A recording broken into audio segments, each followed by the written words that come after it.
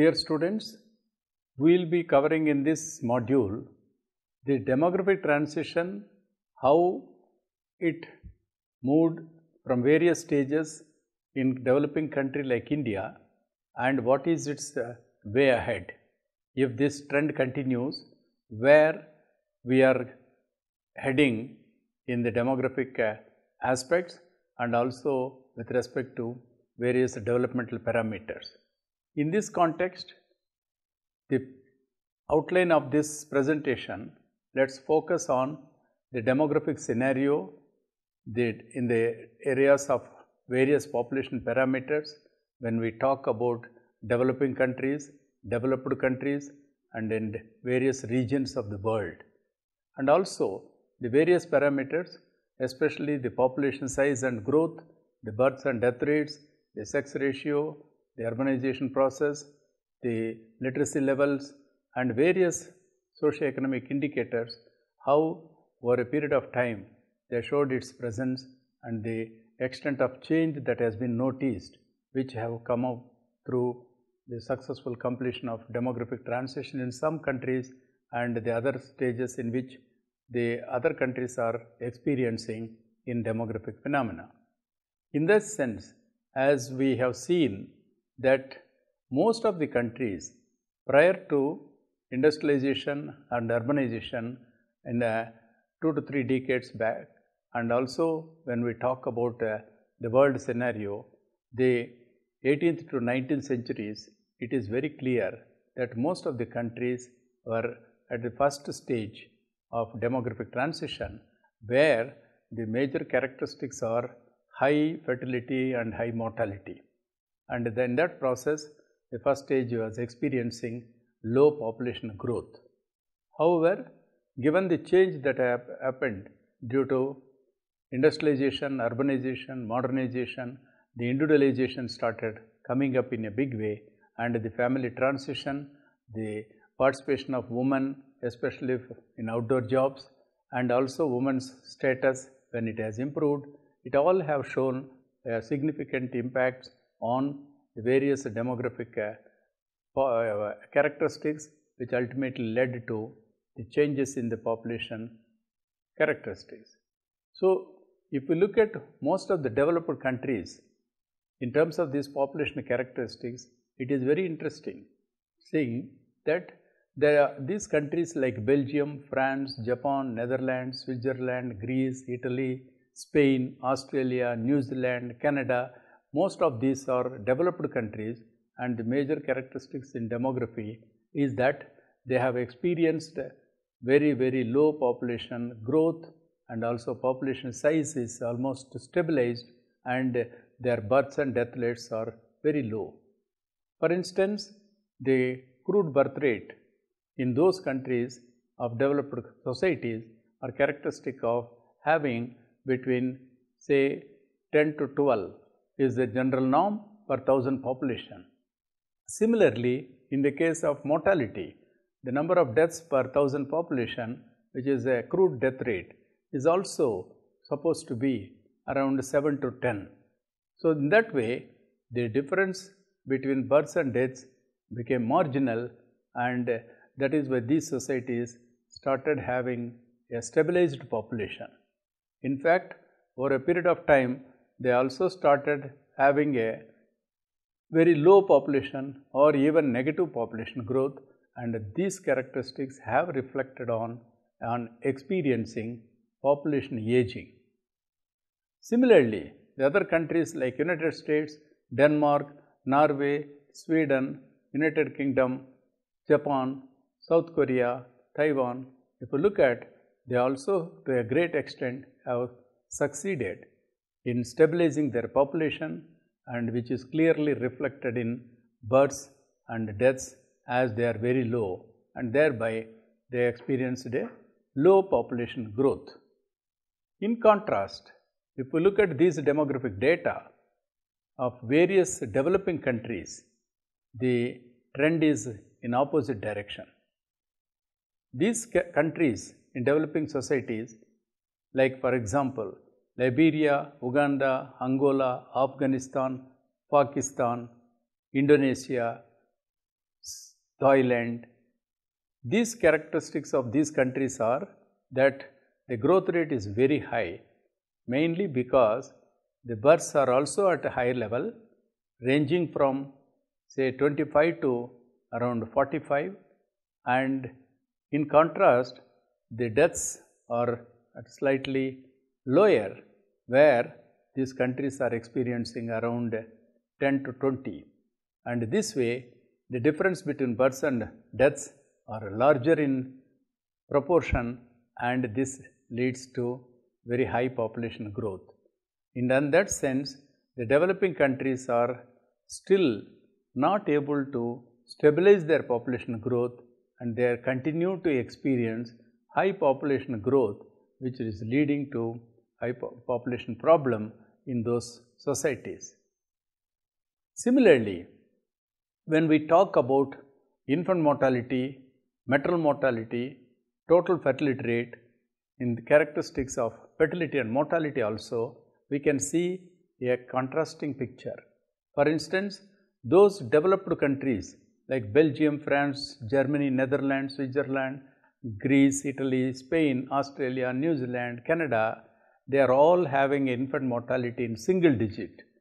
For instance, it is around 3 to 5. Whereas in the case of maternal mortality, women who are at risk for dying is also, their proportion is very, very low. In the sense, there is an assured survival for their living conditions. For women in these societies, they are free from the risks that are there while they are exposed to conception, delivery and postnatal care. And thereby, they have a fair infrastructure facilities, especially in health infrastructure, and also the medical technology is at advanced stage, which is clearly reflecting on very low infant mortality and very low maternal mortality. Furthermore,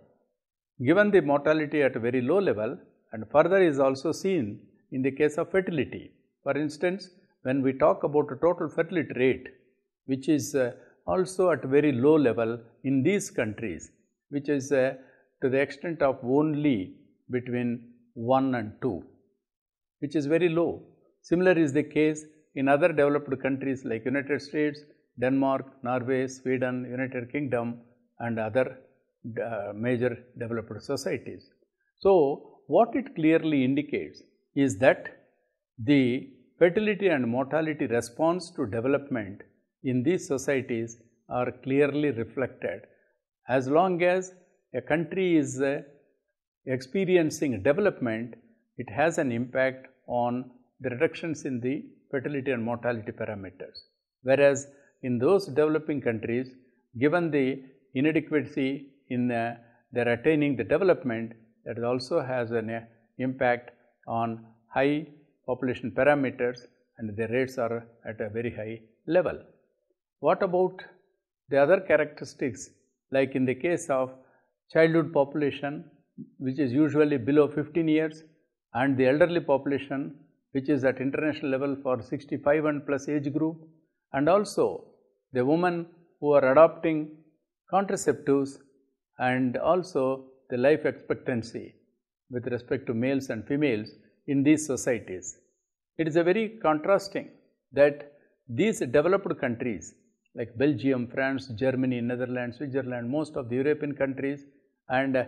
USA and Australia, we can see that the proportion of childhood population in the total population is at very, very low. In fact, when we compare with the elderly population, in most of these societies, they are almost equal, or even childhood population is in minority compared to the major segment of elderly population. What it clearly indicates that the caregivers for elderly population is dwindling, and the elderly population, given its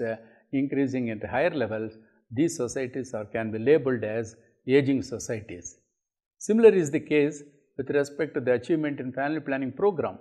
When we talk about family planning users, it is very clearly seen that majority of women or couples in general in developed countries or adopting various methods of contraceptives, and thereby they have full command over on their fertility and also the contraceptive usage. Similarly, given these changes in the population spheres, it is very clearly reflecting on the life expectancy at birth. For example, in the most of these developed countries, there is a very high life expectancy experienced both by men and women, and furthermore, it can be seen with respect to female life expectancy, which is relatively higher compared to men, and they are to the extent of around 75 to 85 years. Whereas, look at in the case of developing countries. In the developing countries, still they are experiencing very high fertility levels, very high proportion of childhood population. In fact, it is as high as almost half of the total population. We can see that this population in most of these developing countries are having to the extent of 40 to 50% of their total population are below 15 years. That is why these countries are called young countries, where the childhood population is very high. What is the scenario in the extreme age group of 65 plus? We can see that their proportion is very, very insignificant, even it is of single digit of maximum 2 to 5% in most of these societies. And similar is the case with respect to developing countries in the achievement in contraceptive rate, where very insignificant women only are able to accept, or couples in general who are experiencing family planning adoption. It all have a bearing on low life expectancy. For instance, the life expectancy is almost 40 to 65 years in developing countries like Liberia, Uganda, Angola, Afghanistan, Pakistan, Singapore, and these countries, where there are some changes over a period of time, but the countries which are still labeled as developing are also experiencing, no doubt, but the changes are not to the expected desires. What about the urbanization process? It's very clear that those developed societies are all have succeeded in moving the population to urban areas, or the societies became urbanized, and thereby the process of urbanization has succeeded in the concentration of population in most of the urban areas only. That is why the urban areas, which are major characteristics of having an organized life, at the same time having adequate infrastructure facilities for maintaining good quality of life, is a major characteristic of developed countries. Similarly, the density of population as measured with the number of people per square kilometer is also at a lower level when compared to some of the developing countries. That is why they are having a good quality of life, and also they are able to achieve to their desired level of family size. Whereas in the case of developing societies like Liberia, Uganda, Angola, Afghanistan, these societies, the very, very low urbanization has been the characteristic which ultimately led to the population concentration is highly dispersed and also very low in the country as a whole, which is also clearly showing that the urbanization process is not increased significantly, which is an indication that these countries are becoming slowly urbanized, but it takes several decades to see that they are on par with developed countries. Though China is the number one country in the world which has the highest population, the projection shows that by 2025 we are going to see that India is going to be the number one country, next is the China population. What it clearly indicates that given the political will and also the factors that are contributing for bringing adequate measures in controlling the population, a country like China has succeeded in enforcing one-child policy in their population. Whereas in a democratic country like India, though we have a very huge population, given the wide options that the couple can have through which, like persuasive methods and providing various mass media approaches for the couples in a country like India, we follow a system where the couples through voluntary way of approaching, they can be persuaded to adopt small family size. And in this way, it is very clear that India is to a large extent has to work it out several measures to see that the population is going to stabilize. In the case of India, it is very interesting that given the heterogeneity and the diversity among the population living in various geographical regions, the level of development is not uniform. And given the variations in the development, it is also reflected in its influence on population characteristics. And that is why, like any other developing countries, India has also a mixed method of showing its performance in population stabilization. In the other way, we also should know that in the case of India, if we look at the population and other characteristics, there is a clear-cut positiveness of interpretation, wherein we are able to see that on one side, the population size is increasing year by year, decade by decade, and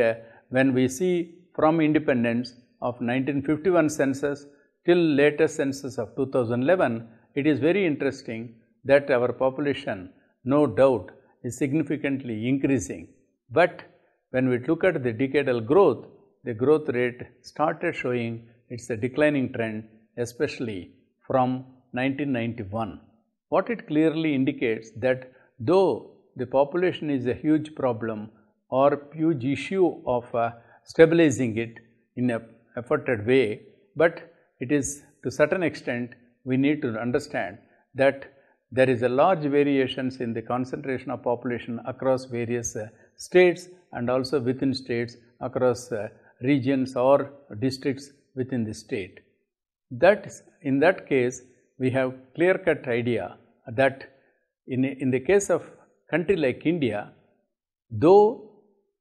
country as a whole gives a different picture, but if we see in terms of various states and within states, various districts and blocks, there is an effort that we need to understand that there is a fair idea of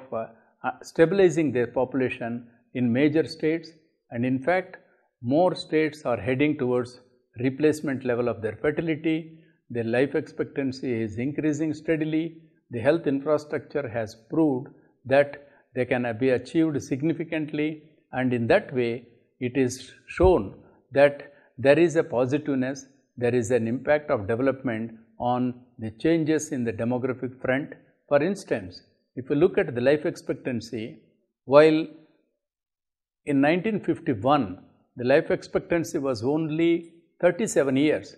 it has improved to the extent of 54 years in 1991. In 2000, it has shown 64 years, and in 2007, for instance, it has improved to 65 to 66 years. What about the changes in the crude birth rate and crude death rate? It is very clear. For instance, in the case of birth rate, which was very high to the extent of 40.8 years in 1951, has come down to 33.9 years in 1991, further came down to 26.1 years in 2000, and in 2007, it has come down to 23.1, and it is still coming down to a great extent. Similar is the situation in the case of crude death rate, which was very high to the extent of 25 years in 1991, has come down to 12.5 in 1991, further came down to 8.7 in 2000, and came down to heavily to the 7.4 in 2007, and further it is expected to be stabilized at a lesser level. Similar is the case in the case of IMR, infant mortality rate. Infant mortality rate, which was as high as 146 in earlier days, has come down to 110 in the case of 1991, further drastically came down to 70 in 2000 and to 55 in 2007, and the latest figures, it shows that it was around 44 per 1000 live births. This all clearly, it shows that we are able to succeed in changing various epidemiological shifts that have occurred in our society. We are able to reasonably increase the level of development, which has impacted in creating a huge health infrastructure when we talk about our public health systems like sub-centers, creation of primary health centers or urban development blocks or various dispensaries and hospitals. Even the doctor-nurse population ratios, when we talk in India, it has also shown a significant positive change. So, what it clearly reveals that the case of development has percolated in various issues in the area of health or in the area of education. So, there is a very high positiveness in these things. But we have to see that how inclusive in the percolation of the development among various social class groups. If we take, for instance, an indicator like infant mortality, which is a number of infants dying per 1000 live births, when we talk about, for example, data shows that when India was experiencing 70 per 1000 live births, for some of the caste groups, especially like scheduled castes, it was 83, scheduled tribes, it was as high as 84, and other disadvantaged, it was as high as 76, whereas other sections of population, the number is only 61.8. What it clearly indicates that when we talk about India as a whole, there are some sections of population who are not able to get the benefit from development, especially the health development and infrastructure of health. What that has shown clearly is that it is impacting their lives, and also the quality of life of the marginalized and vulnerable sections in our society are at their quality of life is at stake. So, that is why the planners and also policy makers, they have a huge challenge to see how inclusive our programs and schemes which can percolate and see that they can be achieved by all sections of population in our society. What it clearly reveals, in conclusion, we can say that no doubt the demographic transition in our country like India has started showing its impact, and there is a huge change that comes out in population characteristics, and we are one side we should be very happy to see that the population parameters which are measured especially through birth rates, death rates, we have a significant shift that we are able to achieve from our independence period to the current state. No doubt it is very positive that we are able to stabilize the population in reasonable time framework, but however, we have to keep in mind that the stabilization or achieving below replacement in fertility and also the great extent of minimizing or reducing the deaths is no doubt is an achievement, but we have to think that some of the states still struggle, while as most of the states have started showing in a positive way. But in that sense, we have to focus and concentrate on those states like Madhya Pradesh, Bihar, Uttar Pradesh and others, some of these states where the population stabilization has to take place, where fertility and mortality are still at relatively higher level, and there is a need to bring down these population parameters in these societies. Another aspect which we need to understand in terms of the demographic situation over a period of time is that though to a great extent we are able to bring down the characteristics like infant mortality, the measurements like maternal mortality to a great extent, but still the challenge is how best we can minimize the deaths of children and deaths among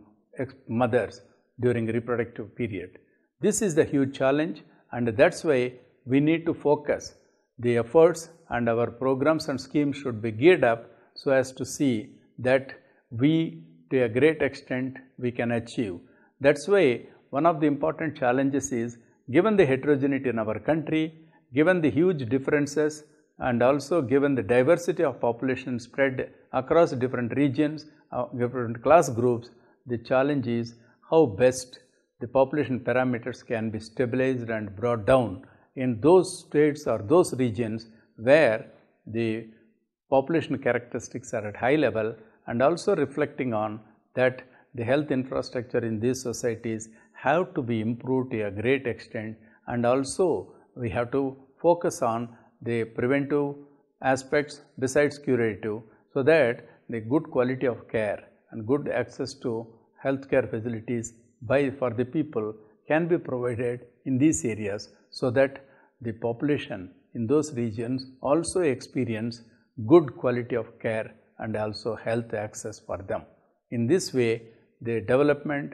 and the demographic aspects are closely related, and they have to be taken into consideration together so that we can achieve an inclusive growth in our society.